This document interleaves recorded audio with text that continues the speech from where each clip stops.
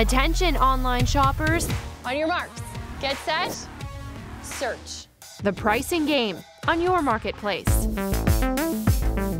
Imagine this. 3 shoppers at the same store at the same time buying the same product. At the checkout, the first shopper is charged $5, but the next shopper pays just $3, and the last one, just $2.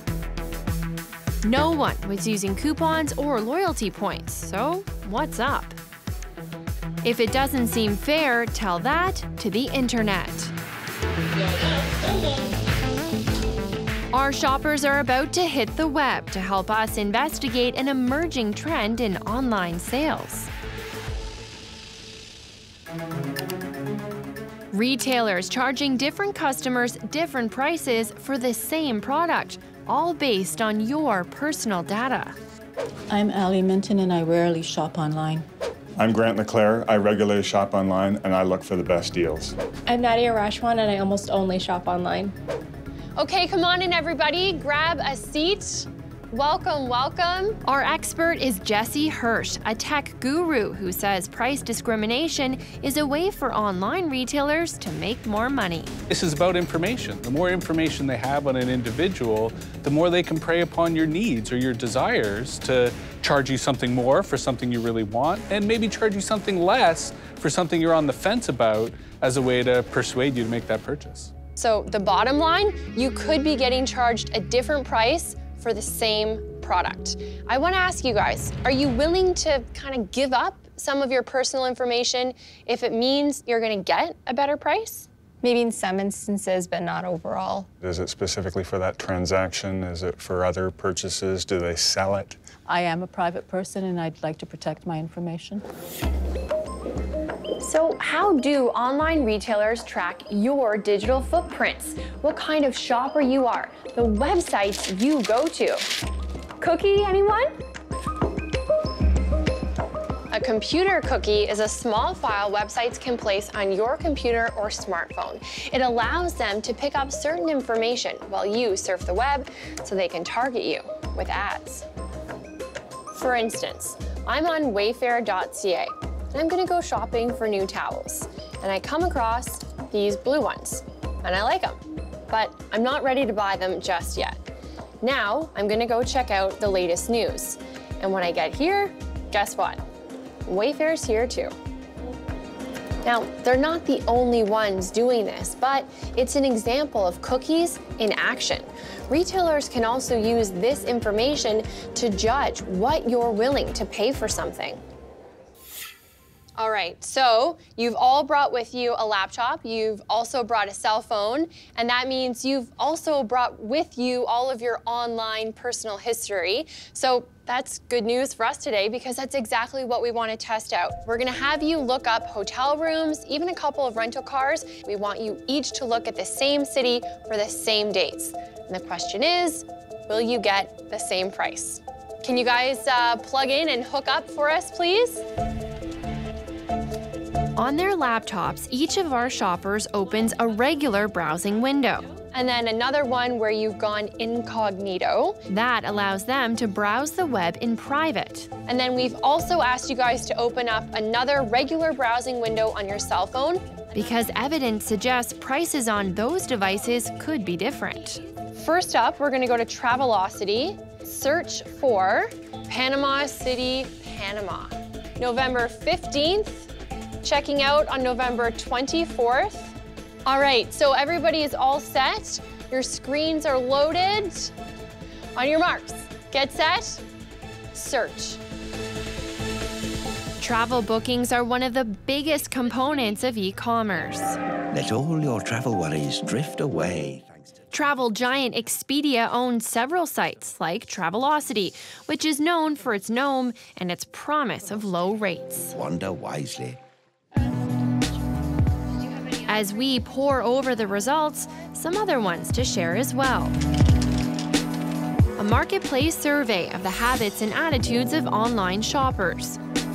We asked about 2,000 Canadians and found nearly half shop online at least once a month.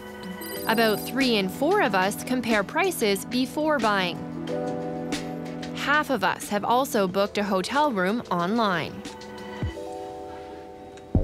We're at Travelocity.ca. It's travel we're booking back at our pricing test, hotel rooms on Travelocity. The first thing we notice across our 9 windows is not everyone's getting the same results. What was the first one that came up for you? They're different in different browsers. That's known as steering. Websites display search results in an order that's based on what they know about you and your spending habits. You've got Aloft, Panama as your first. And what was the first one that you got in incognito? So Country Inn Suites. It's significant. It indicates the difference in price points of what each individual is perceived as being able to afford. So it does speak to a certain level of customization. On your marks, get set, search. We're now searching for hotels in London, but so far, barely a blip. I got $2 off on my cell phone versus the web browser incognito. Oh, so you got $282 on your cell phone, $280 on incognito, and $280 on your desktop. I got the difference as well. On the cell phone was $2 more than on the laptop. Our team ran a pre-test of Travelocity beforehand and found several examples of different prices for the same room. In one case, $144 versus $154. $181 versus $200, $270 versus $278 a night. Imagine a week. So you guys have fresh windows open. We switched to a different site. Now what we want you to do is we want you to go to Priceline, and we're gonna test out another city. Just go to Priceline. They add thousands of new deals every day up to 60% off. Priceline became the world's largest online travel company with guarantees of the lowest price on everything you book. We even dated the same guy. Who? This time we're gonna have you search for Orlando, and you're going over March break. The best time to be in Florida, right? Take me to Florida, hit search. Anything jump out at you right away? So in a regular browser, the Radisson Hotel in Orlando is $124 as compared to incognito is $198 for the same That's a pretty hotel. big That's a difference, huge, big difference. Is that the biggest so far? that I've seen. This time, it seems to pay for Grant to show his cookies, but it's hard to know when and where it applies. For instance, does it apply to car rentals on Priceline? Now I'm gonna ask you guys to add a car rental into this search. What did you get? Both of mine were exactly the same. But Grant notices something immediately.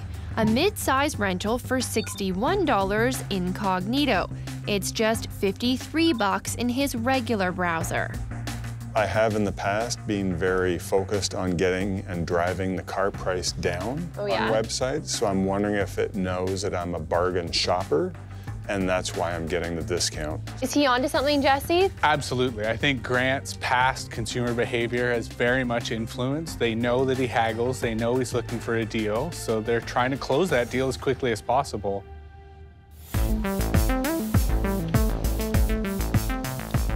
Haggling is more often found at street vendors, like this. So this one's $20, and can I give you 10 for it? In the war between buyers and sellers, it used to be the only way to go. $15. That's the lowest you can go? You won't take 10? 10, no? But when the fixed price was invented, a truce was called. These days, though, the truce is over, and technology is the new weapon. As we're finding out in our test of online travel sites. It inflates the regular price from $567 to $572. If you think about it from a negotiating position, you know, the provider is actually haggling with us. They're showing us different prices, and yet we don't have the opportunity to negotiate back.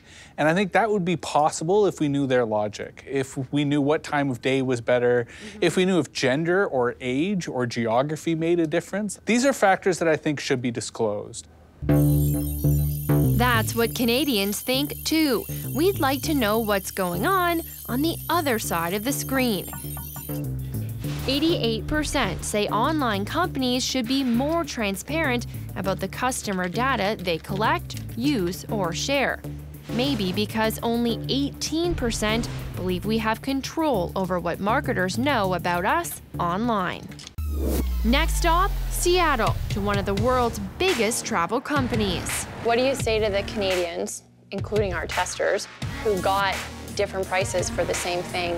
I said that they should keep shopping around. This is your marketplace. The pricing game on your marketplace. We're testing online travel sites, uncovering numerous examples of different prices for the same hotel room on the same site at the same time. Grant is getting a far greater substantial discount than Ali's getting. Could it be price discrimination? Our survey shows Canadians are concerned about companies offering different prices to different customers based on our online shopping habits. 72% are concerned about companies tracking those habits without us knowing. 66% don't know how to prevent it. The best .com for booking hotels is Hotels.com. For our final test, we're at Hotels.com. And though you can't tell from the ads, it's also owned by Expedia. All those words are spelled correctly. Let's try New Year's Eve in New York City. As we search on, the results are raising suspicion. Oh my gosh, 734 for the Belvedere. Oh. Versus 712 for the Belvedere. Oh, so there you go. You got 712 for the Belvedere, Ali. And even the original price is different. So you got, what does yours say, Ali, for the original price there? $9.18 and $8.96. That's a pretty big difference. New Year's Eve in New York is clearly a pricey affair many of us can't afford. But even if you can, you might want to look twice, especially on your phone. Another one I found was the Highline Hotel on the computer at $675 and at $655, showing the same base starting price. Nadia and Ali also see a price difference for the Highline Hotel, cheaper on their phones and incognito than in a regular browser. But you have to wonder, why? So we book some travel of our own and go looking for answers in Seattle. How you doing? So do you make these yourself? Yes, I make you it do. myself. We want to know why there's so many price discrepancies from one person to the next, one browser to the other, even on different devices. What does Expedia actually mean? So what it means is speed plus encyclopedia. We're at the world headquarters for Expedia, whose brands include Travelocity and Hotels.com. About 600 million people come to our sites every month. Sarah Gavin is their VP of Communications. We've already shared our test results with her. You guys gave us enough information that we were able to completely retrace the steps for what these customers did. Gavin offers a surprising explanation for the price differences uncovered by our testers. They went to the Hotels.com site first, which is our US site. So they got tagged as a US customer. And then in their incognito browser, they went to Hotels.ca first. So even though in the first one they went back to Hotels.ca, they were still a US customer as far as our site was concerned and our hoteliers were concerned. So open up a new incognito window and we're gonna go to Hotels.com now. Here's what Expedia is saying. When our testers opened a browser and typed in Hotels.com, the actual name of the company, they were taken to its American site. Ali, your left window there's the US rather than Canada. There you go. So it's ca.hotels.com. So they clicked on the site's Canadian flag and were taken to the Canadian site. But Expedia's system still viewed our testers as American and showed them different prices, though in Canadian dollars. Bottom line, price discrimination. So is this the way that the site is supposed to be working? Absolutely. In the incognito example, the incognito traveler was seen as a Canadian traveler, and the other traveler was seen as a US traveler, and there are absolutely different deals to be had. So you agree then that giving different people different prices is exactly what you do. We love giving great deals to customers, and if that means that they're traveling internationally, if that means that they're on mobile, if that means that they're booking as a package, if that means that they're a member, absolutely. And that is price discrimination. Our customers tell us it's awesome. It's awesome. Awesome, maybe, but not very transparent or in keeping with the company's motto. If the motto is the best price guarantee, why does it matter if I'm shopping incognito or in a regular browser? Why are the prices any different at all if it's just supposed to be the best price guaranteed? They're not going to be different if you're a Canadian customer. Tell that to our testers, who are Canadian and got different prices and had no idea why. Big difference between the incognito price tends to be higher for all the cars. As for Priceline, the site where we found differences in hotel and rental car prices, it says, Priceline.com does not ever intentionally increase prices for one customer versus another based on their browser cache or search history. They do, however, lower prices when they can offer better deals. So how widespread is this kind of price discrimination? In the offline world, like here at a movie theater, seniors pay less. That's a form of price discrimination, but it's transparent and it's a discount that's available to many people. Online, how do we even know when it's happening? I actually did all my Christmas shopping online last year. You did? Every single thing. Doug Stevens warns these new ways of pricing, there's more coming. The whole world is basically changing. The entire world of retail, everything, all of the conditions that gave rise to the retail that we see around us today are completely unraveling. Doug is a retail futurist and advises some of the biggest names in the business. He says personal prices make a lot of sense for retailers. If we step back even 20 years ago, when your only choice as a retailer was to pick a price and put it on the product, right, you were doing two things. You were either selling too low to consumers who might have paid more for the item, or you were turning consumers away who didn't want to pay that much.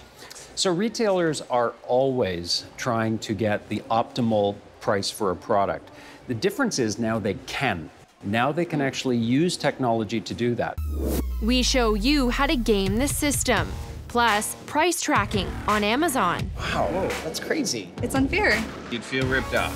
This is your marketplace. Do you have a story you want us to investigate? Write to us, marketplace@cbc.ca. The real deal on your marketplace.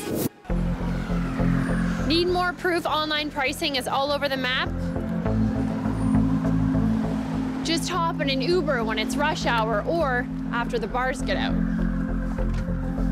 Suddenly, a ride that normally costs $10 is now $15. Uber calls it surge pricing. And lots of others are doing it too. Take Amazon, for example.